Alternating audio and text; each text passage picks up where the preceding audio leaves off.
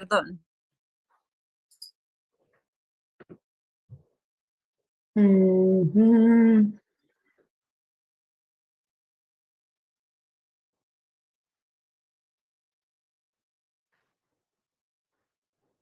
No sé exactamente qué hacer.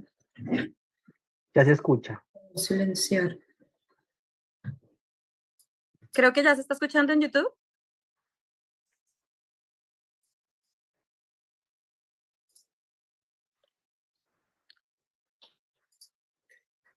Listo, que ya se escuchan con YouTube. Barbarita, ¿puedes volver a iniciar, por favor? Perdón. Creo que ya se solucionó el problema. Listo. Listo, que ya se escuchan con YouTube. Barbarita, ¿puedes volver a iniciar, por favor? Voy a comenzar. Perdón. Mi nombre es Bárbara Palma Espino, hago parte de la colectiva pluridisciplinar Pájara Pinta Danza, una colectiva lesbotas maricona, que le apuesta a tres caminos de creación, que es lo pedagógico, lo escénico y lo audiovisual. Y desde esos tres caminos nos guían como tres posturas, reflexiones, que es la memoria, la identidad del territorio, apostándole al cuerpo como un lugar que se instalan mensajes, reflexiones, aventuras, momentos, acontecimientos, y a partir de allí es donde podemos como ahondar en como prácticas corposensibles, prácticas cotidianas, prácticas artísticas de lo comunitario, habitando diferentes poblaciones, y desde ahí como que es un tejido también que nace mucho desde nuestras reflexiones internas, porque que no pasa por el cuerpo, no sucede, no se expande más allá de este territorio. Entonces, eso soy. Gracias, Barbarita. Le pediría, por favor, Alexa, que te puedes volver a presentar brevemente, Alexa, porfa, y Emma, porque creo que como no hubo sonido en el YouTube, es importante que, pues, que las personas que en este momento nos escuchan, pues, reconozcan también los colectivos que van a participar de este diálogo. Alexa, porfa. Dale, soy Alexa Muñoz, hago parte de Aclarre Laboratorio de Diseño Feminista. Somos un laboratorio que está ubicado en el suroccidente colombiano, en el Cauca, y trabajamos como desde el diseño de materiales para generar pedagogías que planteen como la conversación como en el centro, la defensa de los derechos sexuales y reproductivos, las violencias basadas en género, desde una perspectiva como desde los feminismos comunitarios, transincluyentes, como unos feminismos amplios, ¿no? Desde donde actuar, así como rapidito. Emma. Sí, yo también lo voy a hacer súper flash. Mi nombre es Emma Sabina Franco Montoya, hago parte de la Red Feminista Abolicionista de Medellín, que es una colectiva de incidencia social, política y comunitaria, pues que se centra como en la defensa de derechos de las mujeres y las niñas de Medellín y de Antioquia a nivel más amplio, y que surge por la coyuntura de explotación sexual que ha vivido la ciudad en este tiempo reciente, pues en particular como la explotación sexual comercial de niños, niñas, adolescentes, pues y de mujeres. Entonces, esa ha sido como nuestra línea de trabajo principal. Yo no sé si la doctora Carolina Corcho ya está conectada en este momento. ¿Nos confirma, por favor, Carolina, o si alguna de las personas que estaba con ella? Bueno, y si no, yo creo que ya se conectará ahorita prontamente. Dependemos de, pues me imagino que ella estará ocupada también. Bueno, yo propongo que avancemos, que continuemos sobre todo con la primera parte del conversatorio. Igual ya cuando la doctora Carolina se una a este diálogo, pues ya le daremos respectivamente la palabra. Digamos que la primera parte, como este conversatorio está como organizado en tres secciones grandes. La primera parte pues está un poco centrada en el sujeto político, y la forma en que el sujeto político en las recientes marchas antifascistas y en las recientes respuestas como el estallido social que pasó hace mucho tiempo han puesto en evidencia las vías precarizadas y sobre todo las vías precarizadas de las mujeres, ¿no? Digamos que en un esfuerzo por dialogar, buscamos justamente aglutinar un movimiento que de alguna manera antagonice y vaya un poco en contra o haga resistencia a esas políticas antiderechos que vienen cobrando mucha más fuerza, sobre todo en el escenario político internacional. Si algo ha tenido el fascismo a lo largo de la historia, es la habilidad de hacernos situar a un lado y del otro ajenos a la vida plural, ¿no? O sea, nos vende la idea de la individualidad y nos vende la idea del fraccionamiento sobre muchas cosas, ¿no? Y eso traspola el cuerpo y traspola la vida en sociedad. Digamos que el foco de ese conversatorio no estará tan centrado en lo electoral, sino estará más bien centrado en la sociedad colombiana, en la sociedad de a pie, la sociedad que sale a las calles, la sociedad que de alguna manera a través de este ejercicio queremos hacer visible y este ejercicio representa un esfuerzo muy grande para buscar una luz al final del túnel desde la colectividad y sobre todo desde la diferencia, ¿no? Desde nuestras diferentes miradas, de nuestras diferentes líneas. Digamos, la primera pregunta que quisiera hacer se la quisiera dirigir a Alexa y a Emma, en este caso.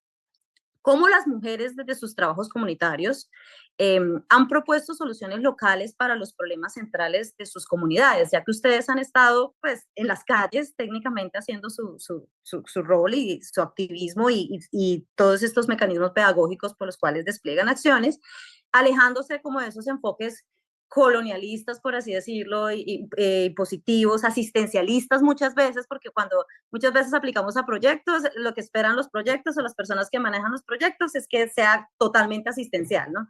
Entonces, sí quisiera que por favor, primero pues Alexa y luego le doy la palabra a Emma, nos cuente cómo las mujeres, las mismas mujeres de esos trabajos comunitarios han propuesto esas soluciones desde lo local. Alexa, ¿tienes la palabra? Vale. Pues bueno, yo creo que cuando conversábamos con las brujas de de esta pregunta, surgía como una primera reflexión y era precisamente pensar que las prácticas comunitarias tampoco están exentas de como una mirada colonial o una mirada asistencialista de forma como interiorizada, y que precisamente como que tratar de no romantizar como las prácticas comunitarias y las mismas comunidades es un ejercicio como necesario para persistir en un pensamiento crítico que permita, ¿no? Como alejarnos de ciertos dogmas en general.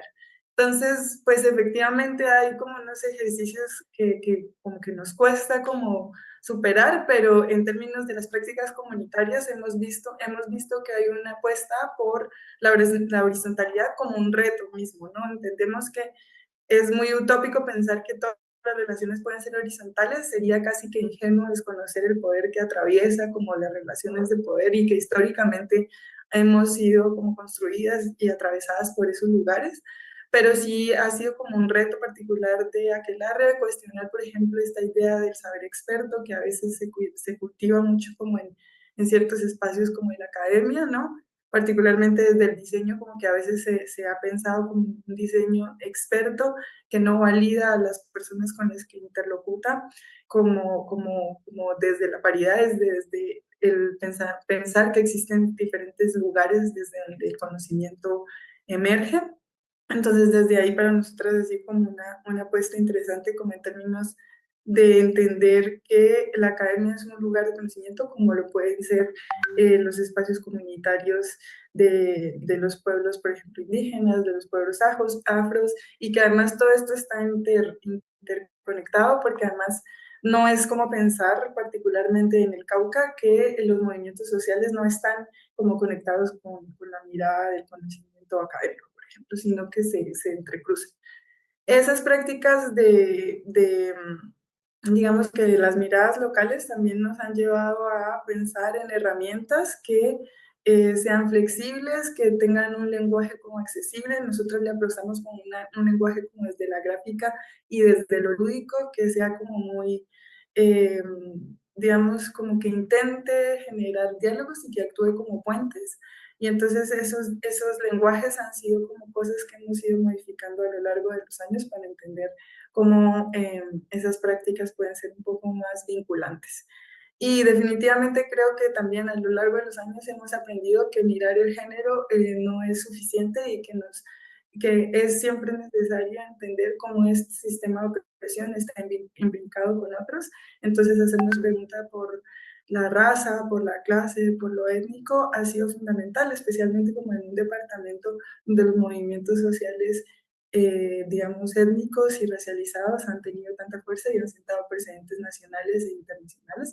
Creo que ahí es fundamental entender que los feminismos comunitarios pues son como unos lugares muy vastos de conocimiento y que es la comunidad y la red desde donde partimos como para hacerle frente a esas miradas asistenciales. La otra cosa es también entender que la comunidad existe más allá de la ONG, incluso más allá del Estado, que la comunidad existe porque existe la necesidad de convivir y de llegar a acuerdos, y que efectivamente desde que la comunidad exista puede plantear miradas críticas y miradas como también de resistencia frente a esas agendas que a veces son como impositivas desde como el monopolio estatal o la mirada de las ONGs. Entonces, efectivamente, las ONGs han sido como muchas veces, o el mismo Estado, como un vehículo para agenciar ciertas políticas y ciertos proyectos que han sido hasta cierto punto como reivindicadores, pero eso no quiere decir que la comunidad es como un ente sin agencia y sin perspectiva crítica, sino que por el contrario, como que hay muchas pugnas internas y también hay mucha creatividad para poderle hacer frente a como a los modelos burocráticos con los que estos organismos a veces llegan. Creo que por ahí dejaría de entrar. Vale, vale. Emma. Sí, uy, yo me recojo mucho en las cosas que estaba hablando Alexa ahorita, pues porque creo que para todas las, no solamente las colectivas que estamos acá, sino en general para el trabajo, pues desde el activismo, desde la comunidad, como de estas organizaciones de la sociedad civil, desde la base social, siempre va a ser un problema como cómo desligarnos de estas estructuras, pues como coloniales, verticales, a las que estamos acostumbradas y que a veces también la horizontalidad pues tiene sus limitantes frente a la ejecución o sea, al llevar a cabo un montón de cosas. Entonces como que siempre es un debate muy abierto. Para nosotras también lo ha sido, o sea, como que nosotras igual intentamos mantener dentro de nuestro espacio pues como una horizontalidad, o sea, no hay como jerarquías marcadas, directora, pues como que nada de ese estilo, pero igual sigue siendo un reto para la ejecución de proyectos, de programas, de cosas. En nuestro tema particular, pues que es la explotación sexual, o sea, obviamente la explotación sexual implica pensarse otro montón de problemáticas sociales, implica pensarse la clase, por ejemplo, porque son las mujeres empobrecidas las que sufren más con esta problemática, implica pensarse la raza, porque nada más son las mujeres pues, de diversidades étnicas, mujeres afro, mujeres indígenas que se ven y en Medellín se ve mucho más pues, por las dinámicas propias del conflicto armado y del desplazamiento, entonces como que siempre ha estado en el centro, tener como una visión amplia, una visión plural y también entender que más allá del Estado, o sea, de mandarle al Estado respuestas que debemos hacerlo, pues porque el Estado tiene un rol fundamental en la defensa, pues como es su deber, la defensa de muchos de nuestros derechos que no lo hace, también reconocer cómo el Estado viola esos derechos y cómo reproduce un montón de dinámicas de poder y de opresión frente a las mujeres. Entonces, saber que esto implica una transformación cultural, social, es lo que nos ha llevado como a intentar crear espacios amplios de conversación, de incidencia, donde de verdad como que puedan caber varias voces y pueda cuestionar el público en general. Entonces hay una iniciativa particular que creo que apunta mucho pues como a lo que decías en la pregunta y es como esta iniciativa de Es con Todas y es como el tema de la explotación sexual no es solamente con las mujeres que son víctimas de este tema, con las niñas que son víctimas de este tema, las personas en general que son víctimas de este tema, sino que es con todas las personas, o sea, con todas las mujeres, con todas las personas, cualquier persona, si una persona es comerciable de esa forma, pues cualquier persona puede llegar a hacerlo, ¿cierto? Como entender esa raíz y naturaleza del problema, lo que nos ha permitido como salir un poco de estas estructuras verticales que como que centran mucho la conversación en algunos espacios y también escuchar las voces de personas y de mujeres diversas que nos puedan como dar luces a pues no solo su experiencia, sino también cómo afrontar una problemática tan compleja y pues y cómo seguir luchando por la defensa de los derechos de las mujeres y las niñas. Entonces, como que sigue siendo un reto, va a seguir siendo un reto, probablemente pues la red ha tenido muchas transformaciones, tenemos muy poquito tiempo de conformación, 3 años cumplimos ayer, justo el 8M, pero creo que seguiremos teniendo transformaciones pues porque pensarse el trabajo colectivo, pensarse el trabajo desde la comunidad, siempre va a implicar como una transformación constante y un reconocer la diversidad de personas que pueden hacer parte de este tipo de espacios. Muchas gracias. Bárbara, En este caso, yo quisiera quisiera hacerte una pregunta, considerando que las diferentes intersecciones que las compañeras ya nos han mencionado y las vulnerabilidades a las que son sometidas muchas mujeres, y en este caso mujeres trans, ¿cómo han logrado ustedes como colectivo que sus pronunciamientos no se queden solo en una respuesta de colectivos disidentes, sino que busquen generar incidencia o resonancia o respuesta política? ¿Quiénes han sido sus aliados? ¿Quiénes han recogido esas corrientes de fuerza? ¿Con quiénes ustedes se han sentido en comunidad para poder hacer como esa incidencia, esa resonancia? Mm, bueno, también muy conectada con lo que dicen las chicas y es como lo colectivo como un espacio importante. En este caso, en nuestra colectiva le apostamos al arte como un lugar importante para poder como pronunciar, poder realizar, poder como llegar a reflexiones y a posturas frente a lo que son los derechos de, en este caso, de la población trans y desde ahí creo que es importante poder como conectarnos principalmente con el cuerpo como un lugar, un acontecimiento de saberes, un acontecimiento de tejidos artísticos, desde las prácticas auténticas, de las prácticas artísticas, ha sido como importante, poder como ahondar en proyectos pedagógicos donde no hay una estructura, sino una flexibilidad frente a la emocionalidad. Creo que eso ha sido como un camino importante, acercarnos a lo pedagógico desde un lugar, desde el afecto, viendo el cuerpo un lugar desde el afecto y cómo esas reflexiones que se van tejiendo, comenzamos a tejer otras formas de pensarnos, nuestras posturas, nuestras corporalidades, nuestras reflexiones internas frente a lo que habitamos y es eh, iniciando desde un reconocimiento propio, como la potencia de cada una, y desde ahí hay un acercamiento a otras como sabidurías que nos conectan, como con el ritual, con lo ancestral, con lo sensible, con las sabidurías del cuerpo, con las pedagogías del cuerpo.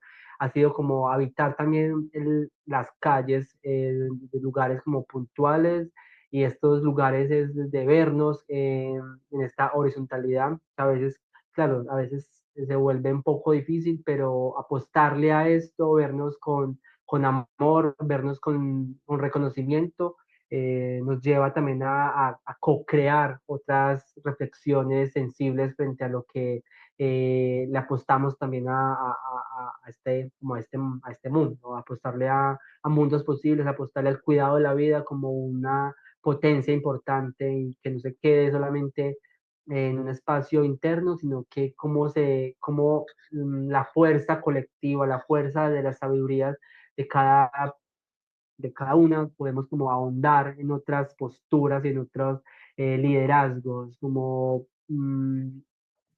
poder como reconocer que la otra también es lideresa, y desde ahí también acompañar, defender sus ideas creativas, sus ideas también sobre el territorio, sobre lo social, sobre lo comunitario. Siento que es importante para nosotras apostarle mucho a esto colectivo, a lo colectivo que mira con respeto, que acompaña con respeto, que crea red para poder como construir. Y nuestras aliadas es esa red que se va tejiendo a partir de unos reconocimientos, más allá de los saberes, es más desde un lugar emocional, desde un lugar de ver el cuerpo como un espacio importante, como el cuidado de la vida. Y ahí esa aliada es eso, es cuidar la vida, es cuidar como la posibilidad de ser revolucionarias desde lugares sensibles, desde crear otras miradas del territorio, poder escribir manifiestos y decretos frente a lo que como nosotras o miramos este territorio. Y eso creo que Pájara Pinta apuesta mucho y es al ritual. Al rito también es como un lugar importante para manifestar, no solamente desde esas fuerzas como del territorio, sino también otras fuerzas que nos acompañan desde otros lugares y otras como energías, y ahí también defenderlas como las pedagogías de la tierra también es como importante para poder como cosechar, poder sembrar, poder mirar y volver como a esto orgánico que a veces nos han quitado. Volver a orgánico es volver al abrazo, volver a una mirada de reconocimiento, volver a un saludo y una palabra tranquila, va por ahí. Vale, vale, muchas gracias. Bueno, entonces, en términos de alianzas, en términos de aliados, digamos que ya aparece un término un poco más alineado con la sororidad, ¿no? La sororidad, digamos que parte como de ese statement del feminismo entre lo personal y lo político, y cómo lo personal también se vuelve político, y cómo lo político termina convirtiéndose en el campo de las políticas públicas y el activismo, ¿no? Es fundamental avanzar hacia una institucionalización de las discusiones sobre equidad de género y derechos de las mujeres. Hoy estamos hablando pues de género y el derecho de las mujeres trans, de las diversidades, asegurando que se gestionen efectivamente o que por lo menos sean visibles en las políticas públicas. Yo quisiera en este momento que Emma, sí, nos hablara, por favor. Se habla de voceras de feminismos supremacistas que no representan a todos los feminismos, ¿no? Sino que lo hacen desde algunas ideologías o statements totalitarios, y esto es aprovechado por algunas líneas ultraderechistas o totalitarias, por así decirlo, para dividir, para reforzar discursos de odio, de xenofobia, de violencias, de transfobias, de todo lo que represente división, especialmente desde unas estructuras conservadoras o tradicionales, pues un poco herméticas, ¿no? ¿Cómo podemos evitar que los feminismos sean usados por las líneas ultraderechistas para promover discursos de odio y seguir dividiéndonos, especialmente cuando se alinean con estructuras conservadoras que han perpetuado históricamente esas violencias?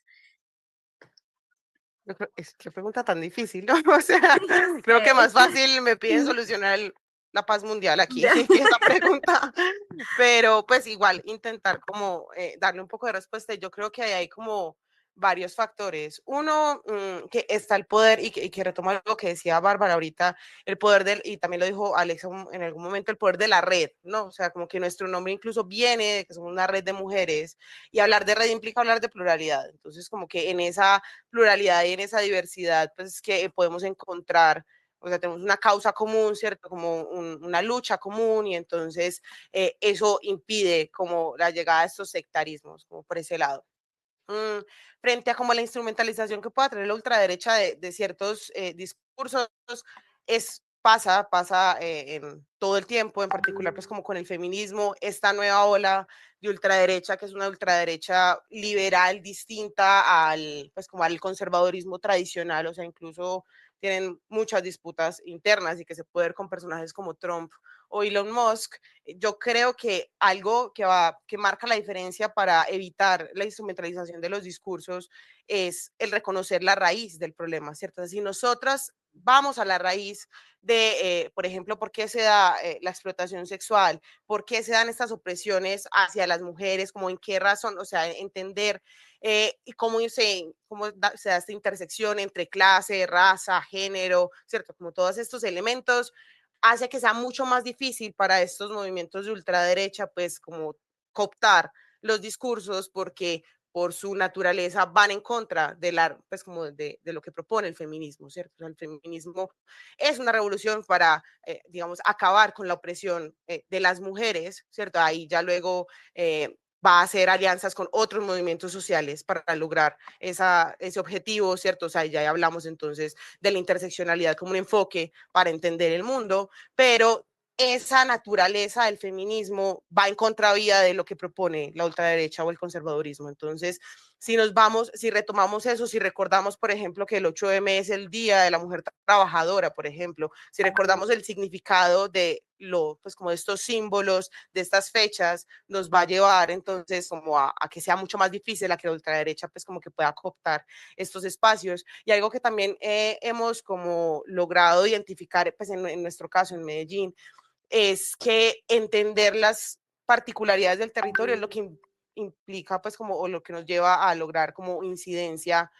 frente a estos temas, y entender por ejemplo también que no somos las primeras en hacerlo, ¿cierto? O sea, como que hubo otro montón de colectivos de mujeres que estuvieron antes. Entonces ahorita pues como que siempre que pensamos en estas estructuras conservadoras pensamos en lo religioso, y algo que con lo que nos encontramos pues en nuestra, como en nuestro trabajo, es el trabajo de las adoratrices aquí en Medellín, que son unas mujeres monjas, ¿cierto? O sea, hacen parte pues como de la estructura de la iglesia, que nosotros veríamos como con otros ojos, unos ojos pues, pueden ser más críticos, pero que llevan muchísimos años trabajando para ayudar a las mujeres que están en situación de explotación sexual, que quieren salir de ahí, ¿cierto? Entonces, comprenderlas a ellas, por ejemplo, comprender que existen colectivos como Católicas por el Derecho a Decidir, porque hay una naturaleza en nuestro territorio de, pues como que mucha cercanía con la Iglesia Católica y todo eso, entender esas dinámicas propias es lo que permite poder entrar e incidir y no imponer una visión que nosotros tengamos frente a una problemática u otra, ¿cierto? Como que también hilándolo un poco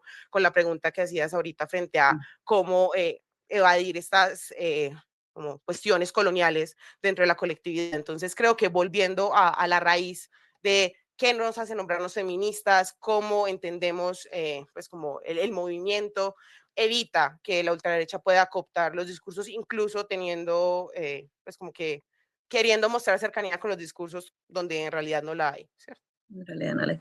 Bueno, quisiera hacer un paréntesis para saludar a las más de 200 personas que nos observan y que nos escuchan en este momento a través de los canales de YouTube, de las revistas digitales de Reacción Política y de Contraportada.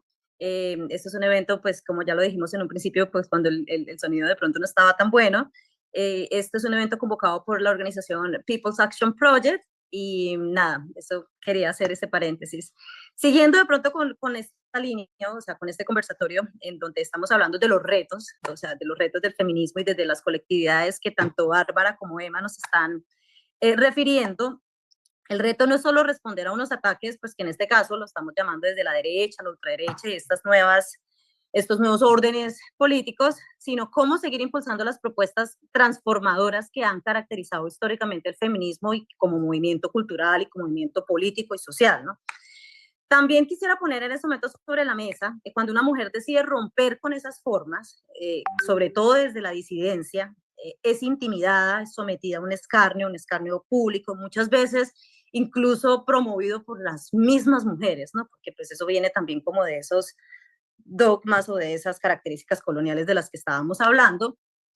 Entonces la mujer es intimidada, y es ahí donde pues estamos llamadas y muchas veces las mujeres se tienen que anonimizar para poder seguir haciendo incidencia y para seguir actuando en la esfera pública.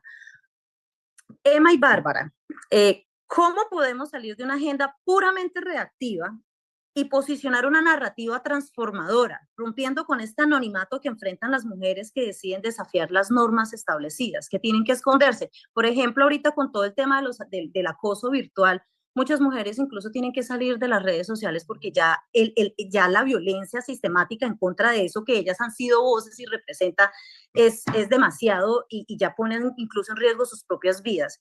Entonces, ¿cuáles podrían ser, o sea, cómo podríamos nosotros salir de esta agenda reactiva y más bien posicionar una narrativa transformadora? ¿Cuáles serían esas líneas que desde sus dos experiencias, en este caso desde la red abolicionista y desde la colectiva de Pájara Pinta, podrían darnos? ¿Qué luces podrían darnos para poder abordarla desde esta agenda?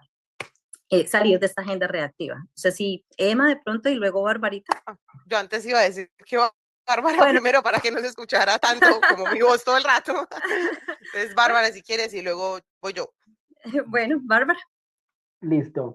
¿Cómo salimos de esa agenda? Yo siento que hay que volvernos a encontrar desde lo presencial cada vez más y poder como construir como proyectos de diferentes sabidurías, diferentes saberes, diferentes compartires. Yo creo que lo recíproco es muy importante en estos tiempos, poder como relacionarnos y reconocer los saberes de las otras y cómo compartimos estos saberes a partir de encontrarnos como en estos reconocimientos de la diversidad.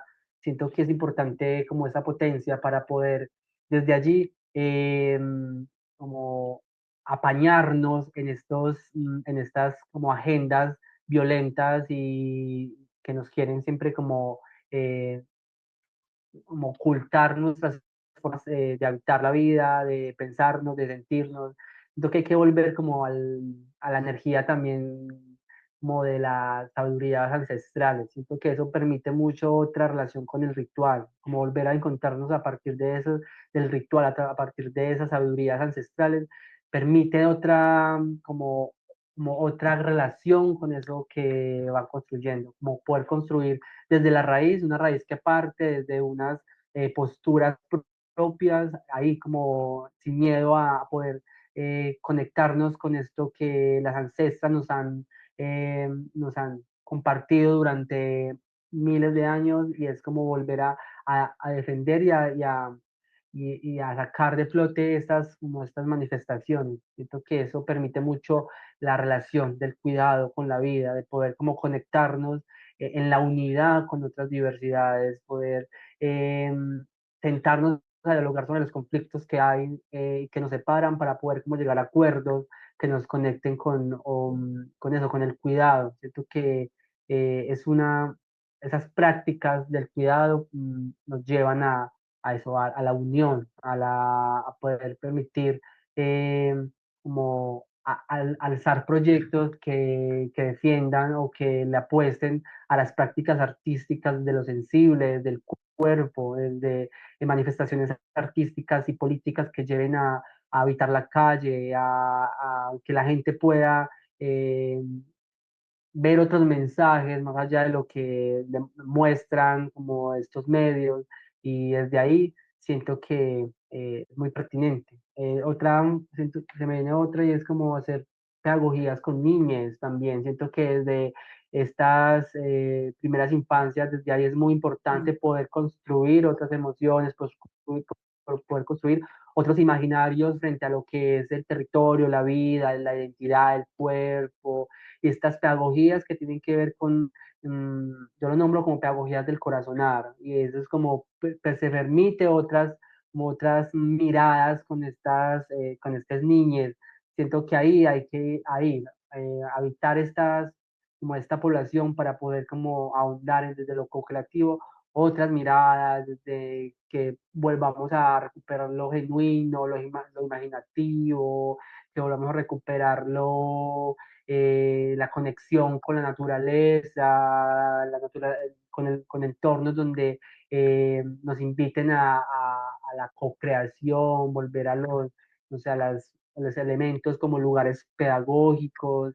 Siento que desde ahí se abraza como otras posturas frente a lo que es derrumbar estas agendas violentas. Emma. Sí, ahí creo que me acojo mucho, gracias. Sí.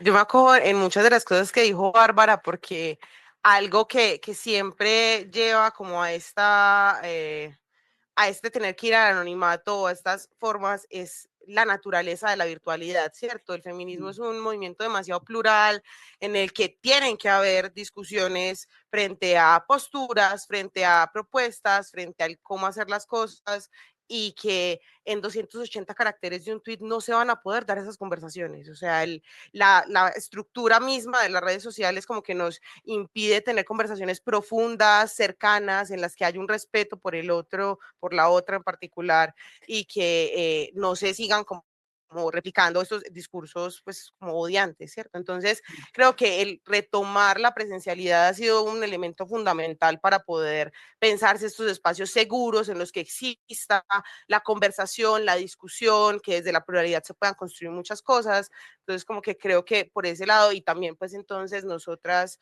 como colectivas también buscar crear esos espacios seguros, o sea, acercarnos a la comunidad, acercarnos a los espacios donde tal vez el Estado tiene una presencia diferenciada, pues, o no ha estado tan presente, ¿cierto? O donde usualmente no hacemos nuestro activismo para poder abrir ese espacio comunitario de diálogo, de conversación, que creo que va a ser como súper importante y que algo que hemos notado ahorita que Bárbara decía esto de la niñez, ¿cierto? Cómo acercarnos a la niñez y tener esta pedagogía, pues es que nuestros espacios llegan cada vez más, no solamente docentes de colegios y de escuelas, que eso ha llevado como a replicar muchas de las conversaciones que tenemos en las aulas de clases de pequeños y de pequeños, entonces creo que eso es algo muy bello, sino también niñas de colegio y todo eso que ahorita conectando con la pregunta, ahorita está avanzada de la ultraderecha, pues los hombres jóvenes o los niños están mucho más expuestos a estos discursos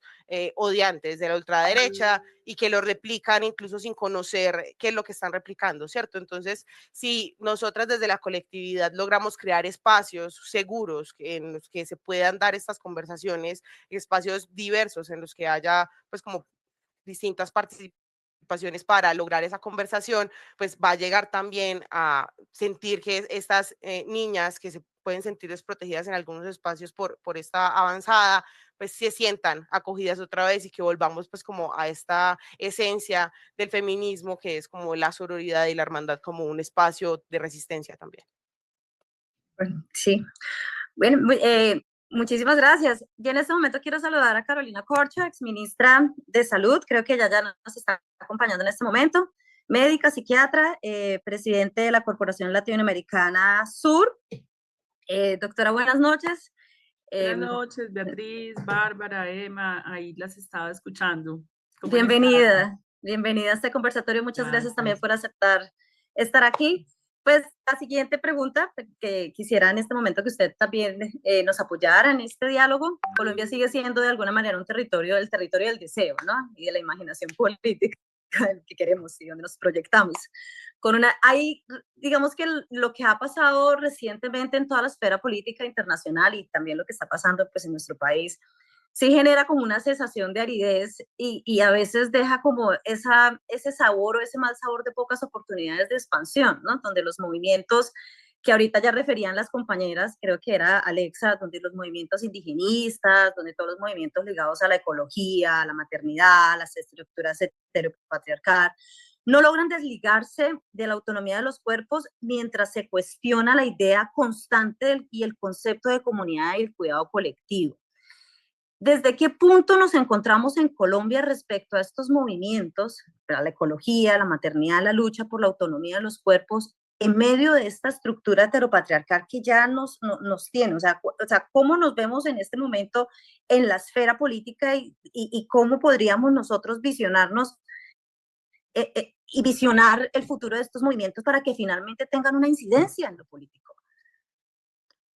Bueno, lo primero es que yo creo que tenemos que acercarnos más a la vida de las mujeres del común en Colombia, a la mujer popular, a la mujer indígena, a la mujer pobre, porque, digamos, a veces somos muy grandilocuentes en ciertos lenguajes y esa no es la interpretación de la mujer campesina y de la mayoría de las mujeres de este país. ¿Cuáles son los problemas de las mujeres en este país? Ahí estaba viendo antes de hablar cuáles son los datos que presenta el DANE sobre el problema de las mujeres. Y lo primero es que tenemos un problema de que seguimos siendo mayoritariamente las cuidadoras únicas. Tenemos prácticamente una agenda de 2 trabajos. El trabajo que algunas ejercemos en el mundo del mercado laboral y otro trabajo que es el trabajo del cuidado. Aportamos el 16% del PIB en el cuidado de niños, niñas sin ningún reconocimiento o remuneración, personas con discapacidad, y acá en esto del DANE nos están diciendo que en promedio las mujeres destinan 17% de su tiempo al trabajo doméstico y al cuidado no remunerado, mientras que los hombres solo el 5.2%. Eso es una realidad porque eso genera menores posibilidades para que las mujeres sean libres, porque al final lo que queremos es que sean libres. Y si ser libre es ser madre, pues que sea libre siendo madre, pero no solamente madre, o si quiere ser soltera, o ir a la universidad, o viajar. Es decir, ocupan mucho de su tiempo sin remuneración las mujeres en Colombia, en América Latina, en el cuidado, y eso es un gran problema de la economía política. ¿Por qué? Porque nosotros habíamos propuesto con el tema del presidente Gustavo Petro y Francia Márquez que creáramos un sistema nacional del cuidado. Eso finalmente no se pudo avanzar, se avanzó en el Ministerio de la Igualdad, que bien valdría que se pudiera hacer una evaluación. Evidentemente el Ministerio de la Igualdad pues lo tienes que crear desde el principio, entonces es mucho más difícil. No podemos pedirle a un Ministerio de la Igualdad que dé los mismos resultados que un Ministerio de Salud cuando es una estructura que creas, pero ya la Corte Constitucional lo tumbó, ya dijo que va hasta el 2026, pero bien valdría evaluar la experiencia Yo tenía una discusión con algunas mujeres si lo que necesitaba el país era un ministerio o un sistema, donde estén varios ministerios o los dos, un ministerio de la igualdad y un sistema, porque esto requiere presupuestos, recursos, esto requiere una serie de asuntos y una reforma al Estado que posibilite que este reconocimiento se le hagan a las mujeres y que a las mujeres se les apoye con el cuidado de estas personas, por ejemplo, con enfermedad y con discapacidad. ¿Cuál es el otro problema que tienen las mujeres en Colombia? Que sigue habiendo una brecha salarial que tenemos entre los recursos de las mujeres, o digamos, inclusive podemos hablar más ampliamente en el campo de la diversidad, como ustedes lo quieran denominar, y de los hombres. Entonces, ahí hay una brecha salarial. El otro problema que tenemos es que las madres cabeza de hogar, o mayoritariamente las poblaciones pobres en Colombia, las que son las cabezas de familia, son mujeres en condición de empobrecimiento. ¿Cómo vamos a resolver eso? Eso es un problema de economía política, de reforma pensional, de un conjunto de reformas. Y el otro problema que tenemos es el problema, evidentemente, de la violencia basada en género, el aumento del feminicidio. Yo acabo de venir en este momento del Tolima y justamente estábamos en la marcha con las mujeres y se reportó nuevamente, es una cuestión de todos los días, la aparición nuevamente de un cuerpo de una mujer cercana a la universidad, de una joven, una estudiante, y el feminicidio tiene que ver con unas dinámicas culturales patriarcales, evidentemente, en donde no hay una tolerancia respecto al manejo de las emociones, que en el marco del patriarcado pues se terminan en golpes y terminan matando. Entonces, evidentemente, ahí sí tenemos un problema en todo el país, está aumentando el feminicidio.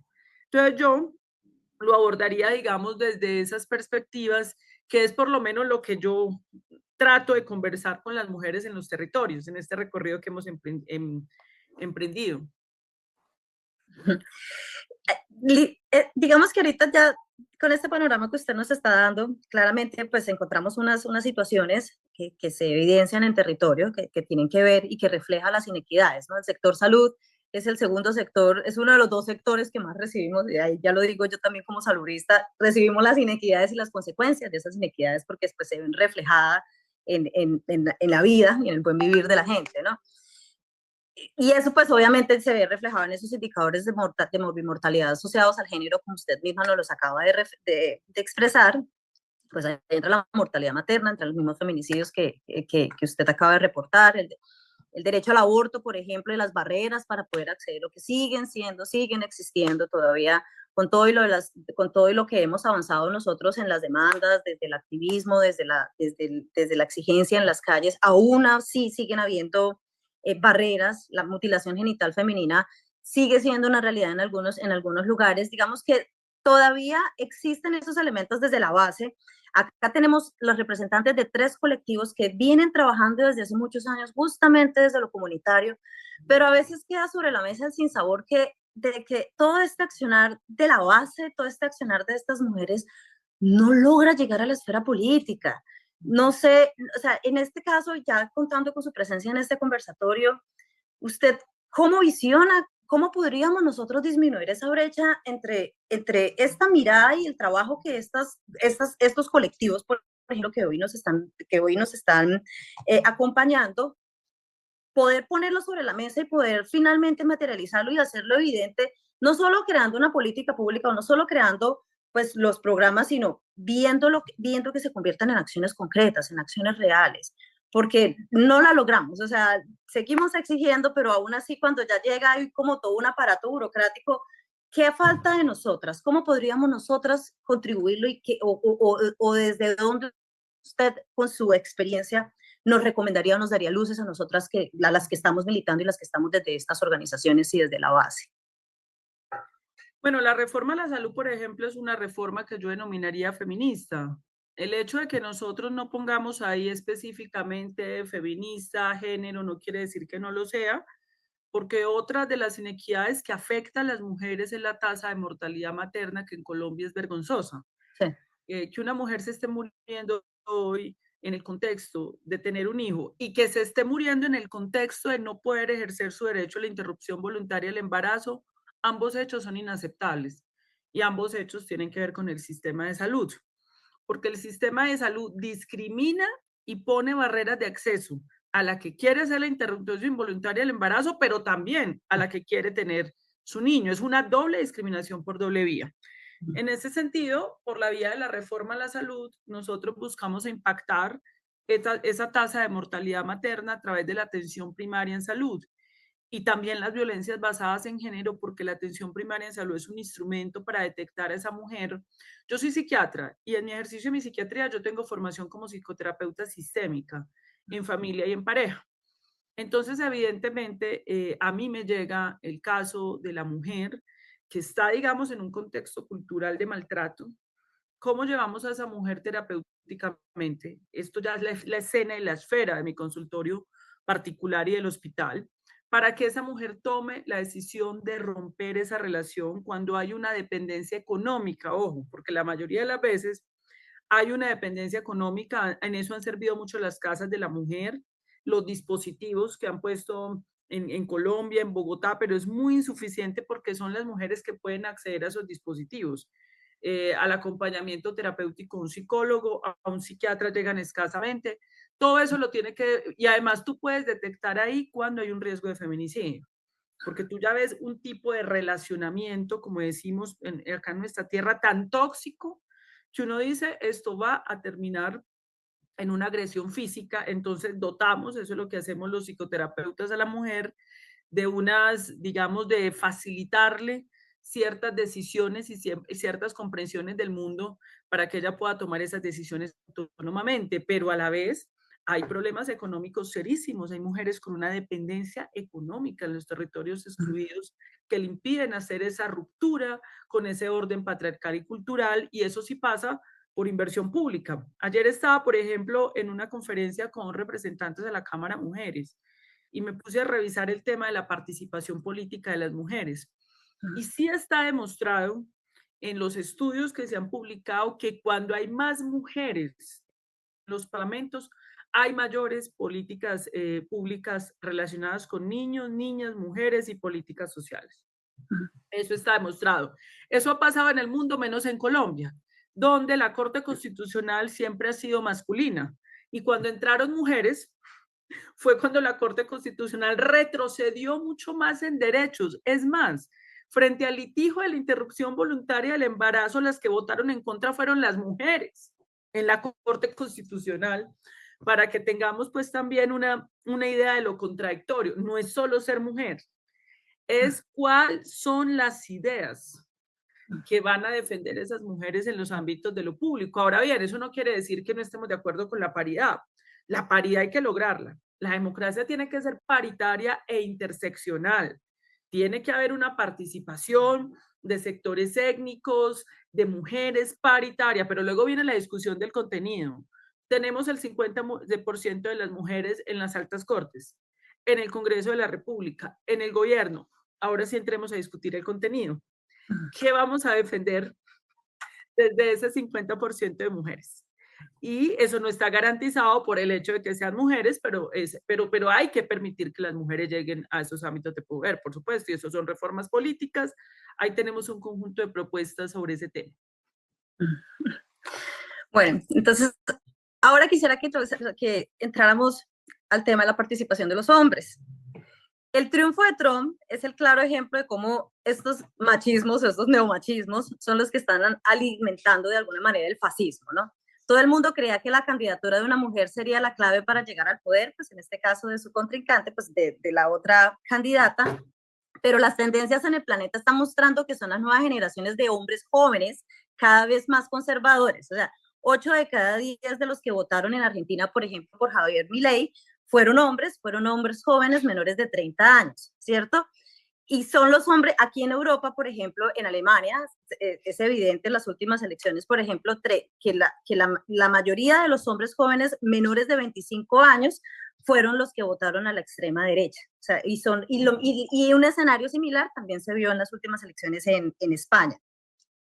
No es ni siquiera la segunda, o sea, no son ni siquiera la segunda fuerza más votada, es que son los más votados, o sea, la ultraderecha es la más votada y la más votada por los hombres jóvenes, así como las mujeres jóvenes siguen vibrando hacia la izquierda y hacia la extrema izquierda de alguna manera.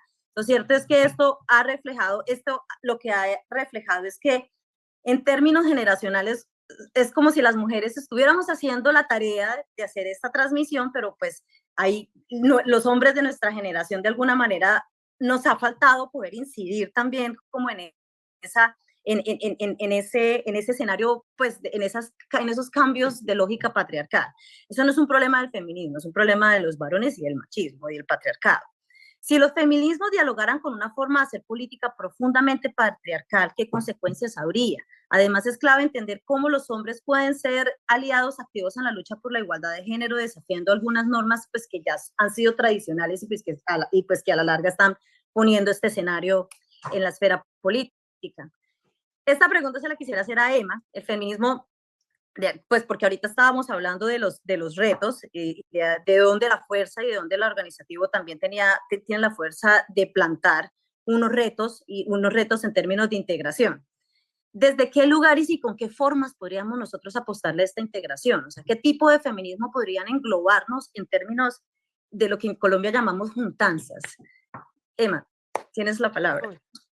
Bueno, yo creo que es una pregunta difícil porque además con toda la introducción que nos estabas dando, pues frente a este surgimiento de la ultraderecha, también me quedé pensando mucho en algo que decía la doctora Corcho y es, no basta con ser mujer porque igual hay representantes de la ultraderecha mujeres, ¿cierto? O sea, Sí. tenemos a Meloni en Italia y tenemos a Marine Le Pen en Francia, ¿cierto? Entonces como que esas estructuras, pues el pensamiento patriarcal y la estructura patriarcal es algo que nos atraviesa incluso a las mujeres. Entonces, frente a como a tu pregunta de si el feminismo es la única fuerza, no diría que es la única fuerza, pero es una fuerza importantísima, o sea, como que sigue siendo muy importante nombrarnos feministas en un mundo en el que incluso más mujeres como que desertan un poco de la palabra, en un mundo en el que por el hecho de ser mujer, pues como que ya vivimos un montón de opresiones y violencias directas y que pues como que sigue siendo importante ese lado, pero igual precisamente porque hay que buscar una red, o sea, hay que buscar alianzas, hay que buscar espacios en los que nos podamos juntar, no puede ser el único espacio, o sea, el ejemplo que da ahorita la doctora Corcho frente a la reforma de la salud, pues como que nos puede servir para eso, o sea, no necesariamente el feminismo, creo que mi imagen está un poco extraña, no necesariamente hay que nombrar algo feminista para que busque en la raíz del problema ir en contra de esas desigualdades estructurales que sufrimos las mujeres, ¿cierto? Entonces, como que creo que por ese lado, y igual, pues como que me parece difícil buscar como un tipo de feminismo. Apagaré la cámara un momento, perdón. Ya, creo que ya mejoró, está un poco extraña. Me parece importante pues como mencionar que puede que no haya un feminismo que nos englobe a todas, a todos, pues nosotras, incluso nuestro movimiento, pues que es un feminismo abolicionista, el abolicionismo es antes que el feminismo, o sea, el movimiento abolicionista nos precede a nosotras, pero igual vemos como una posibilidad de integración ahí. Entonces, más que ponerle como un apellido al feminismo que muestre como una juntanza, es el feminismo, como este término sombrilla que englobe la lucha por la liberación y los derechos pues, de las mujeres y las niñas. Entonces creo que por ese lado podemos encontrar como esa forma de que en Colombia tengamos como una juntanza de colectivas, de espacios, pues y no solamente desde la sociedad civil, sino también desde la política, desde el Estado, desde todas las esferas que componen a la sociedad civil para poder como lograr este gran reto que es pues, como, destruir esas estructuras patriarcales.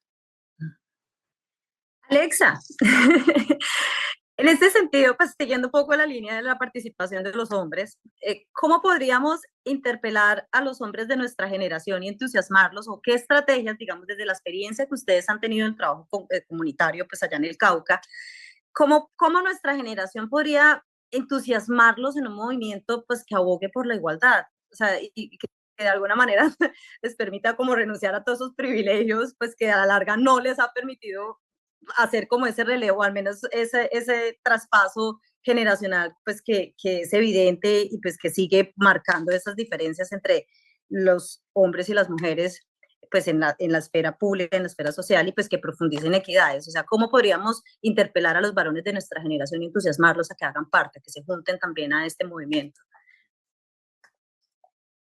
Ale. De pronto, perdón, yo creo que de pronto aquí tengo como una idea un poco diferente a la que expresaba Emma, frente a la posibilidad de pensar que el feminismo solo es uno, sino contrario a eso, más bien pensar en que los feminismos han venido expandiéndose porque existe la necesidad de pensar que los feminismos son situados y que los feminismos que emergen, por ejemplo, en Europa son diferentes de los feminismos que emergen en Latinoamérica o en África o digamos, en estos paradigmas del norte global y el sur, ¿no? Y entonces, desde esos lugares los feminismos tienen que ser situados y particularmente en Latinoamérica, partiendo de que estamos en un contexto como que tiene una historia ligada a la colonización y que es una historia que no fue solo el hecho colonial, sino que es una historia que todavía está presente, pues es muy necesario pensar en que esos feminismos puedan pensar también en interpelar y hacer manifiesto esas otras opresiones. Entonces, sí es necesario que hablemos de las mujeres, sí es necesario que hablemos de las infancias y de las juventudes, pero también es necesario entender cuáles son como las afectaciones del patriarcado en términos de la mirada colonial, en términos de como otras miradas que complejicen el feminismo, porque creemos, o sea, porque una cosa que están pasando con y ahí me meto al rancho de la otra pregunta, pero una cosa que creo que está pasando con los movimientos fundamentalistas es precisamente que nos ofrecen verdades simples de creer, y yo creo que ahí el feminismo puede aportar es en precisamente pensar la complejidad y pensar la ramificación, ¿no?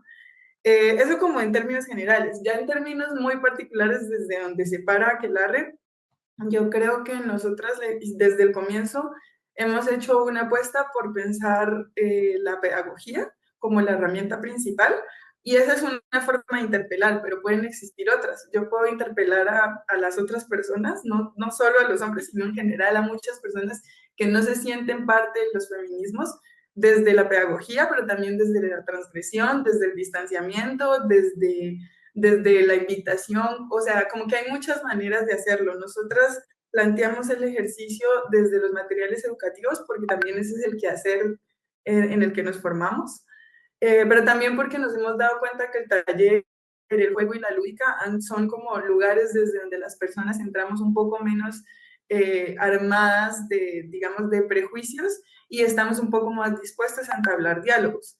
Puede ser un mecanismo, pero el reto pedagógico es una cosa que digamos, en la que la resumimos voluntariamente, pero no necesariamente tiene que ser la bandera de todos los feminismos, ni de todas las colectividades o las personas que hacemos activismo en los feminismos, ¿no?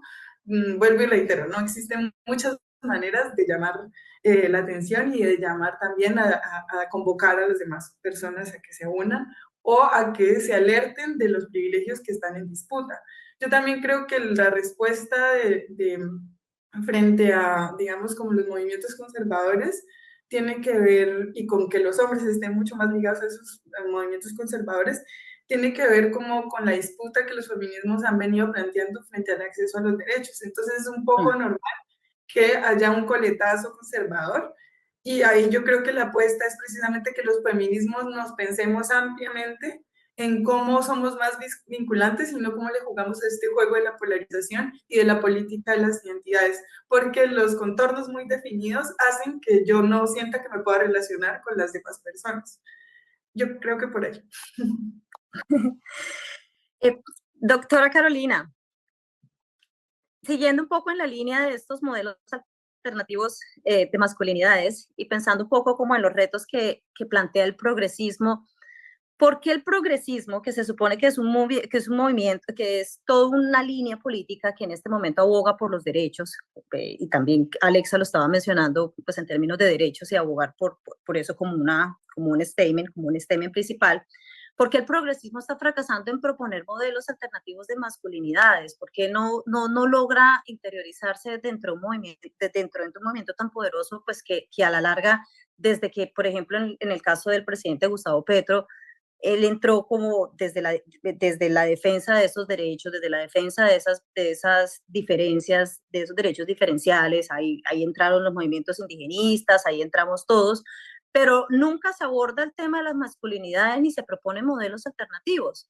¿Por qué el progresismo no la logra? ¿O cómo podríamos nosotros vincularlo en una política progresista que sí al menos contemple eso como un tema central? Está apagado el micrófono. Yo creo que sí hay una crisis del progresismo a nivel global y del progresismo feminista, como muy bien lo describe Nancy Fraser, y es la alianza del progresismo con el neoliberalismo. Lo que Nancy Fraser, la gran feminista, dice, el feminismo neoliberal o el progresismo neoliberal. Ese es el gran punto de inflexión que implica incluso el ascenso, es una de las causas del ascenso de Donald Trump. Cuando en Estados Unidos se da el proceso electoral donde habían dos candidatos, Bernie Sanders y Hillary Clinton, de manera esencialista, un feminismo salió a decir que la candidata era Hillary Clinton porque era mujer, porque era en el esencialismo. Nancy Fraser tuvo que salir a abrir un debate muy duro frente al feminismo y dijo, el feminismo se dejó cooptar por el neoliberalismo en el momento en que Wall Street, que ha sido uno de los agentes de las guerras en el mundo, aliados del sionismo, dijo, pongamos una mujer, Hillary Clinton, y decía en ese momento Fraser, cuando el candidato del feminismo debería ser Bernie Sanders, que es el hombre. ¿Y qué pasó con ese feminismo neoliberal de los Estados Unidos? Que fue la derrota también de la pasada candidata, ¿cómo se llama? Kamala Harris. Abandonó el problema y la discusión de las mujeres, lo que Nancy Fraser llama el problema del 99% de las mujeres. ¿Qué es el 99% de las mujeres? El problema del trabajo, el problema de la reindustrialización de los Estados Unidos, abandonó a las mujeres obreras, a los negros obreros, y porque inicialmente hubo un gran movimiento en los Estados Unidos que se llamó el movimiento woke, de las reivindicaciones de las diversidades negras, LGBTI, que fue muy valioso, pero ese movimiento woke se distorsionó cuando se volvió funcional al neoliberalismo, y el neoliberalismo es muy hábil. Entonces, ¿cómo cooptamos esto? Pongamos una persona LGBTI al frente del Fondo Monetario Internacional, pongamos una directora al frente del Fondo Monetario Internacional, nos solazamos y decimos que nosotros somos feministas, pero las estructuras económicas siguen igual. ¿Por qué? Porque entonces ese feminismo se dedicó solo a las luchas identitarias y abandonaron las luchas por la igualdad, por el cambio de las estructuras económicas, y perdieron la clase trabajadora de los Estados Unidos a las mujeres y ganó Donald Trump. Igualmente pasó en España, con el movimiento exacto le pasó en España, y eso tenemos que reflexionarlo. No creo que pase en Colombia porque de alguna manera en Colombia el progresismo no se ha desligado de las clases medias y populares porque mantiene un debate profundo contra el capital financiero en las reformas estructurales, en el cambio del modelo económico, en la reforma agraria y campesina, donde se tienen que incluir a las mujeres, en la reforma laboral, donde hay un enfoque de género, en la reforma a la salud, que va a favorecer a las mujeres, a las diversidades y a todo el mundo, pero pasó en Estados Unidos. ¿Qué es lo que? Y ahí hay un debate en la revista Jacobin sobre el wokismo. El wokismo terminó, digamos, profundizando la diferencia, la identidad, el problema de cómo nos diferenciamos del otro, y olvidó la igualdad, que es la gran lucha con la que inició el feminismo. Entonces yo ahí recomendaría que es muy importante retomar a Nancy Fraser. Yo he querido invitar a Fraser porque nosotros no podemos caer en ese error, digamos, porque me parece que es un referente interesante de este nuevo debate y cómo es que vamos a desligar el feminismo del neoliberalismo y el progresismo del neoliberalismo. Ese es el gran debate con la extrema derecha, es ese, no es otro, es ese. Yo quisiera retomar un poco lo que hablábamos hace rato y lo que la doctora Corcho nos mencionaba sobre la economía del cuidado. y es la precarización del cuidado, ¿no? Tanto en la esfera pública como en la esfera privada, la triple jornada laboral refleja un problema estructural que es originado de la división sexual del trabajo, lo que plantea unos retos bastante claros en términos de desigualdades económicas ligadas pues al género. Los modelos de cuidado comunitario son claves en este caso y pues todas los hemos mencionado pues, a lo largo de este diálogo, pero trasladarlos a la esfera pública y política presenta muchísimos desafíos y todavía sigue siendo uno de los retos más grandes para nosotras. Además, las estrategias de organización popular pueden ser fundamentales para articular justamente una agenda feminista, ¿no? Y para poder visionarnos. Aquí le quisiera preguntar de pronto a Alexa y a Barbarita, ¿cuál es la importancia de los modelos de cuidado comunitarios y qué retos existen para trasladarlos a la esfera pública, política, además de cómo las estrategias de organización popular podrían fortalecer justamente esta agenda feminista que queremos proponer? No sé si Bárbara primero y luego le doy la palabra a Alexa. Bueno, gran pregunta.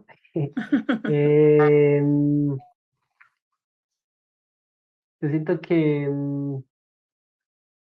habitando territorios donde a veces no se habitan, a ir a territorios periféricos, donde también se pueda incidir desde las posturas, en este caso de lo que hace Pájara, que es de las prácticas artísticas.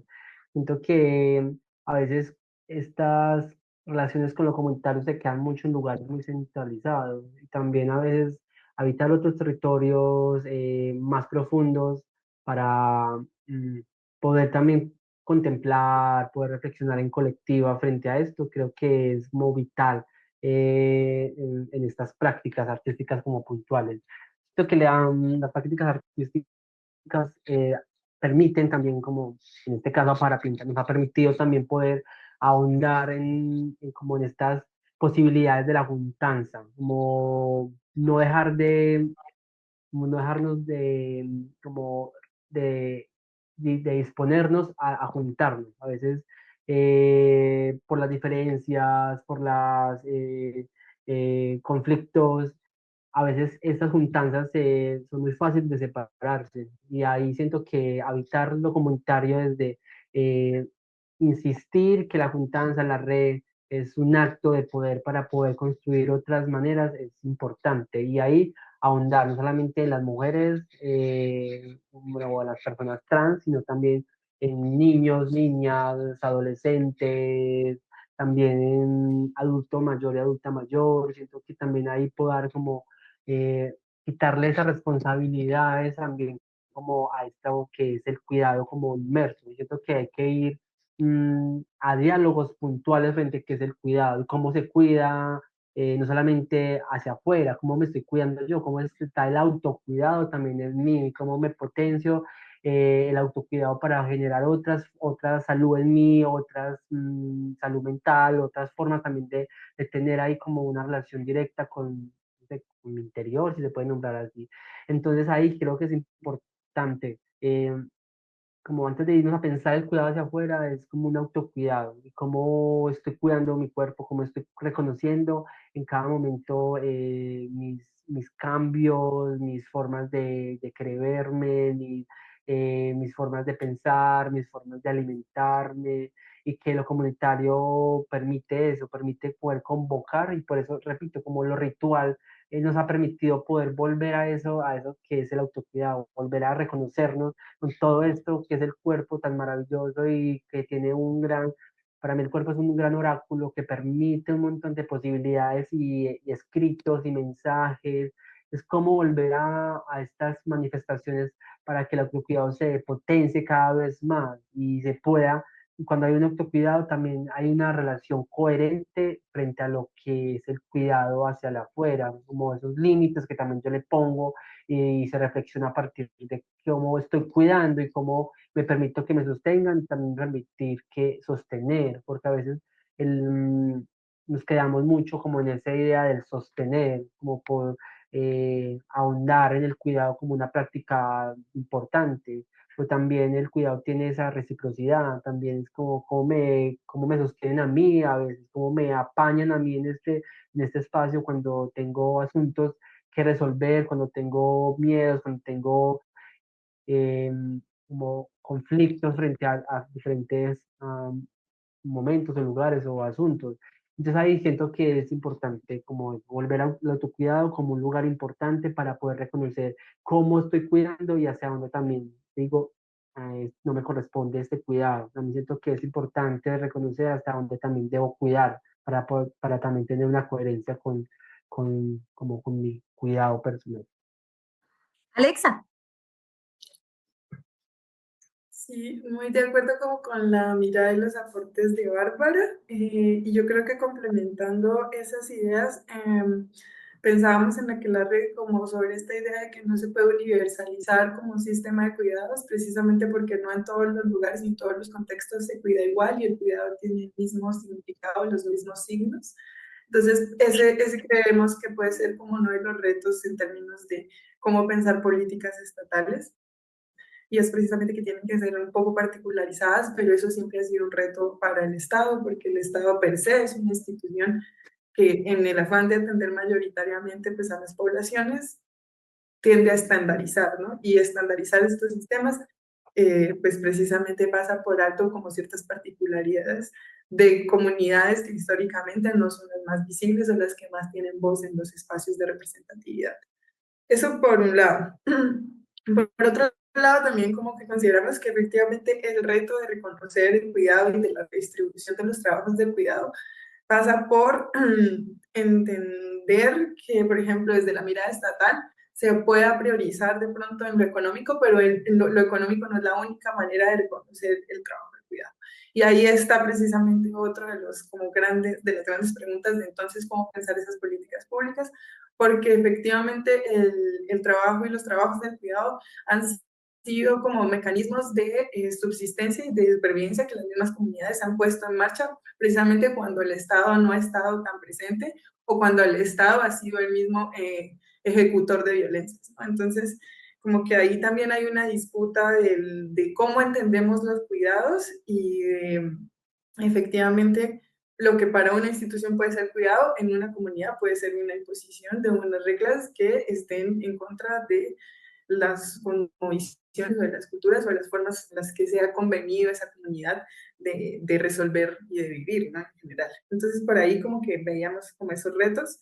También está como los retos del tiempo y las transiciones de esas negociaciones sobre la redistribución de los cuidados, porque precisamente tengamos que dejar de asumir menos cuidados históricamente las mujeres implica que otros sujetos y otros actores, tanto en la familia como en lo comunitario o en el trabajo, bueno, en los diferentes ámbitos, pues las asuman.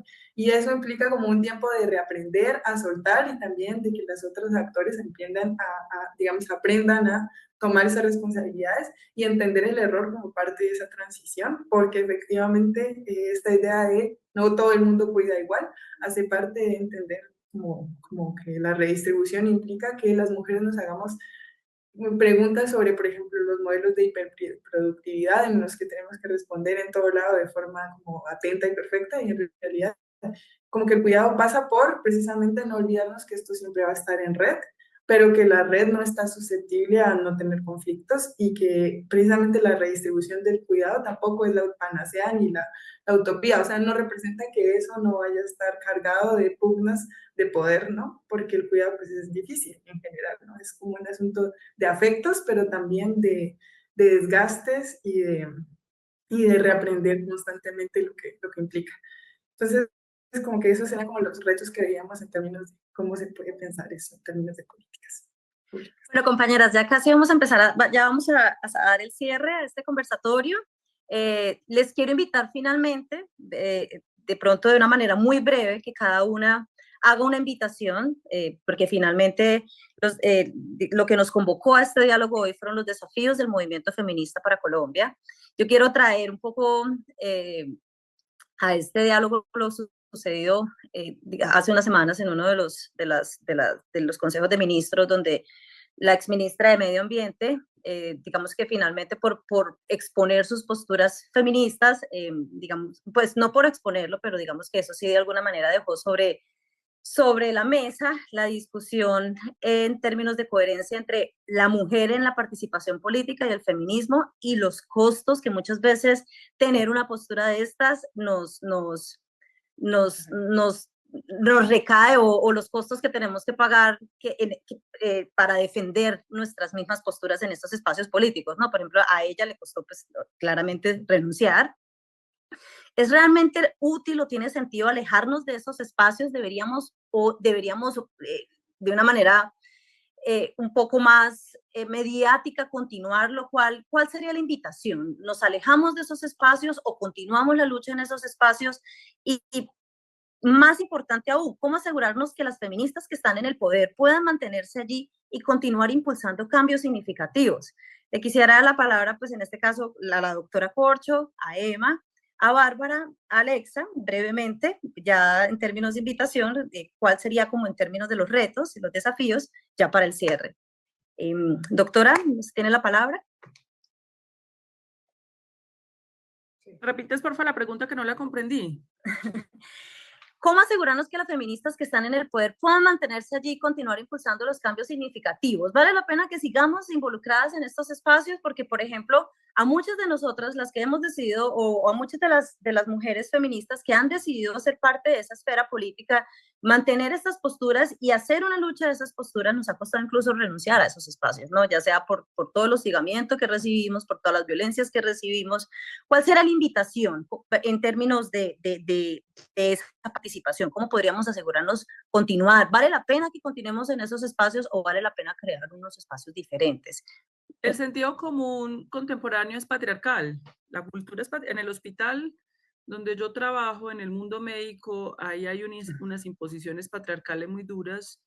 No quiere decir que las estemos aceptando, es una realidad de que, digamos, el patriarcado es la cultura que impera y por eso es tan importante.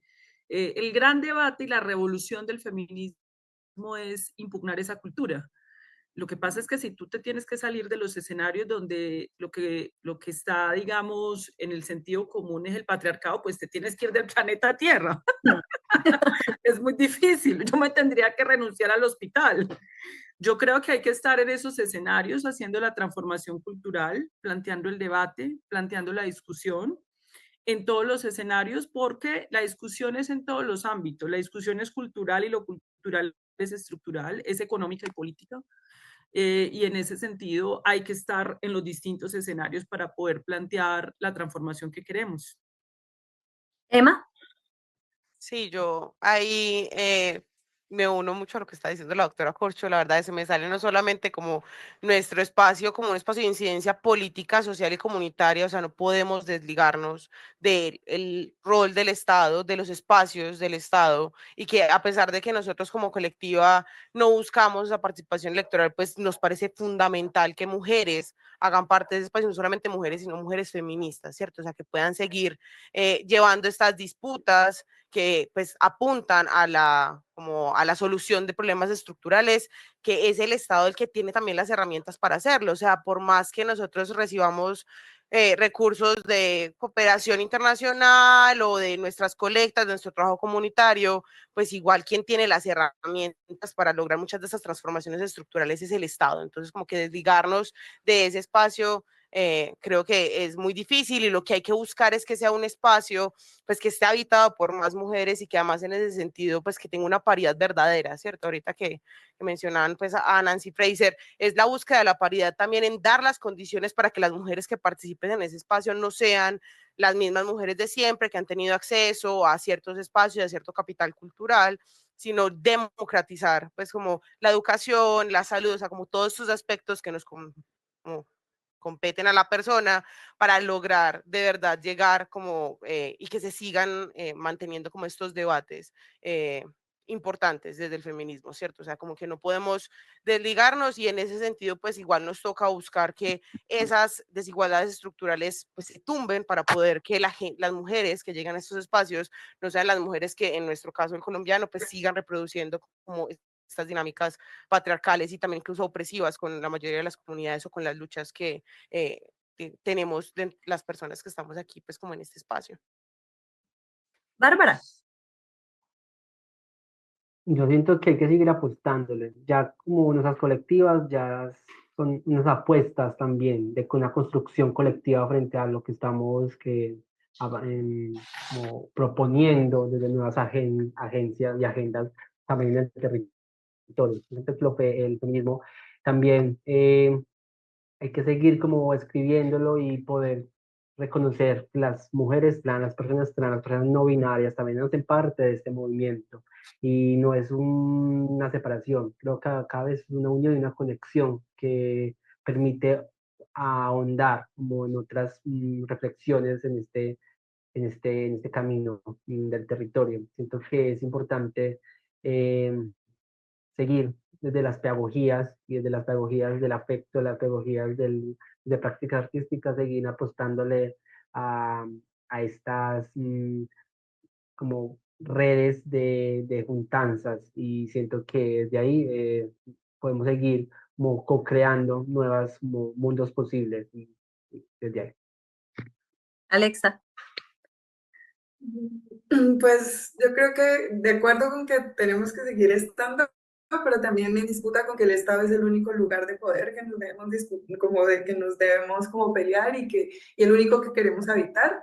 Creo que muchos de los procesos comunitarios han sido autónomos, incluso muchos sin procesos de apoyo estatal o de las ONGs, o incluso con apoyos, pero pensando y poniendo precedentes como de unas distancias y de unas miradas críticas sobre cómo usar esos aportes y esos recursos. Entonces también pensar que no estamos como digamos que el paradigma del poder es mucho más amplio que el Estado y que también eso es como una invitación a imaginar si en algún momento por límites personales no podemos estar en el Estado, entonces qué otros lugares queremos ocupar, qué otros movimientos queremos agenciar, para no pensar que si no es el Estado no es nada.